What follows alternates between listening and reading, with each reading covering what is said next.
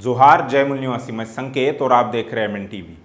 Bombay high court की Nagpur bench ने PM cares fund के लेन देन की जानकारी सार्वजनिक करने वाली याचिका को रद्द कर दिया।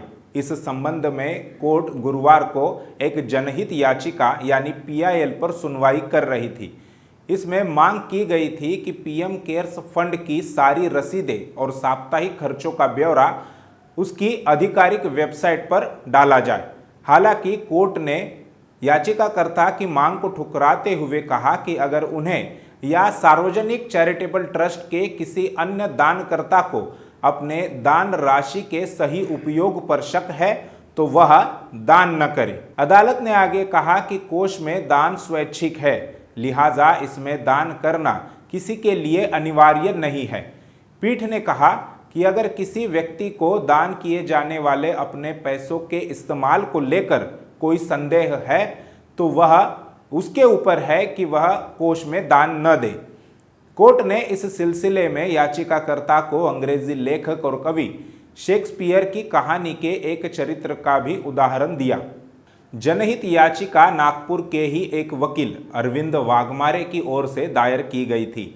वाघमारे ने मांग की थी कि अदालत सरकार और इस ट्रस्ट को विपक्षी दलों के कम से कम 2 सदस्यों को नियुक्त करने का आदेश दे ताकि इस कोष की पारदर्शिता बनी रहे।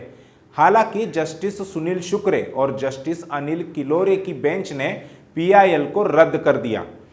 बेंच ने इसकी वजह बताते हुए कहा कि यह फंड पब्लिक चैरिटेबल ट्रस्ट के तौर पर रजिस्टर्ड है, इसलिए इसे ट्रस्ट डीड के जरिए ही नियंत्रित किया जाएगा।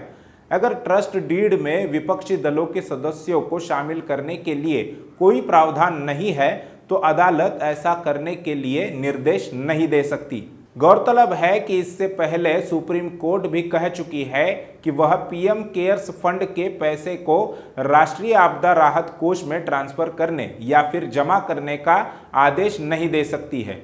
सुप्रीम कोर्ट ने अपने फैसले में कहा कि पीएम केयर्स फंड भी चैरिटी फंड ही है, इसलिए रकम ट्रांसफर करने की जरूरत नहीं है। इसमें याचिकाकर्ता ने सोचा होगा कि भले ही सुप्रीम कोर्ट केंद्र सरकार के इशारे पर काम कर रहा हो और हाई कोर्ट पर केंद्र का कोई नियंत्रण नहीं है, लेकिन जो बात सामने आई उससे अब हाई कोर्ट पर भी विश्वास करे या न करे, यह सवाल भी लोगों के सामने खड़ा हो गया है।